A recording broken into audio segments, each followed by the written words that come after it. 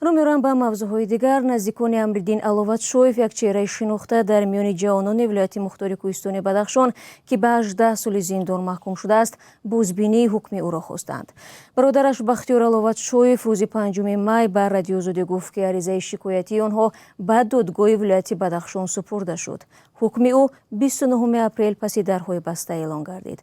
مقامات تا حال تفصیلات ندادند، اما خبرنگاران رادیوی آزادی جزئیات پرونده امرالدین علوتشویف را یافتند. حالا همکارم میرزانبی خالقزاد در استودیو است و از اون میپرسیم که تو این دم چی به دست آمد؟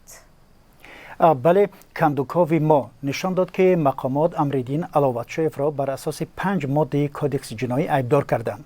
اینها: 1. گروگانگیری، 2. غصب بنا و انشاءات، 3. تشکیل اتحاد جنایی، 4. برانگیختن کینه و عداوت ملی و نژادی و 5. تشکیل اتحاد اکستریمیستی هستند. بر اساس اطلاع یافته رادیوی آزادی، یک دلیل اساسی بر ضد امرالدین علوتشویف به واقعه‌های سال 2018 یعنی 4 سال پیش در ولایت بدخشان ربط داشته است. به گفته یک منبع آگاه، علوتشویف را به آن گناهکار کردند که سال 2018 گویا به حجره کاری شادیخان جمشید رئیس پیشین ولایت بدخشان وارد شده، خود او را گروگان گرفته حجره‌اش را خراب کردند، ولی نزدیکانش این را بی اساس می‌دانند. دلیل دیگری که مقامات یک نوشته در شبکه اجتماعی فیسبوک با پشتیبانی از اعتراضگران ماه نوامبر در بدخشان و خارج از آن نشر شده است او را ایبدار کردند. یکی از اون پیوندانش میگه که این صحیفه از امرالدین علوتشویف نبوده است. همچنین علوتشویف را به واقعه‌های لطکوب یاور دادستان ناحیه رشقلعه گناهکار کردند که گویا همراه با گلبدین زیابکوف و زادگان دیگری نهایت یک گروه جنایی تشکیل کردند. گلبدین زیابکوف روز 25 نوامبر سال گذشته در جریان عملیات مقامات در دهه تودیم ناحیه رشقلعه کشته شده بود. خب در روز اعلان حکم علوتشویف گفته بودند که پیوندانش به تالار مرافعه راه نیافتند. بعضی از صحیفه‌های نزدیک به مقامات در فیسبوک ادعا کردند که خویشاوندان علوتشویف در مرافعه بودند. خب در اصل چی گذشته است؟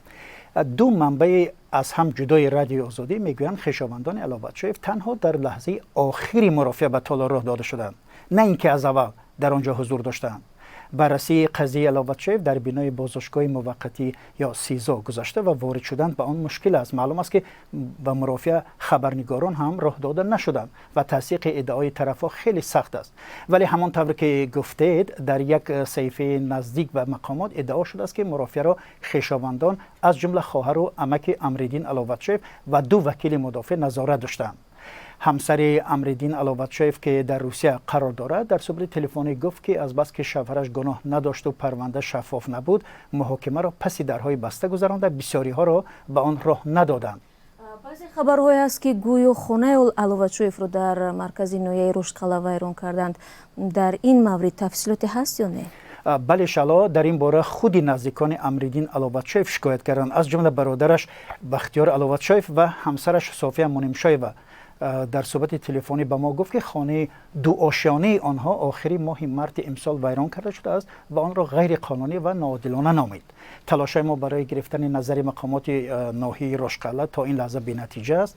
طبق اطلاع دریافتی رادیو آزادی، مقامات دلیل آوردند که خانه علوتشویف در حدود یک مکتب ناحیه رشقلعه جای داشت و یک مسئول اداری زمینسازی همین ناحیه آن را غیر قانونی فروخته باشد.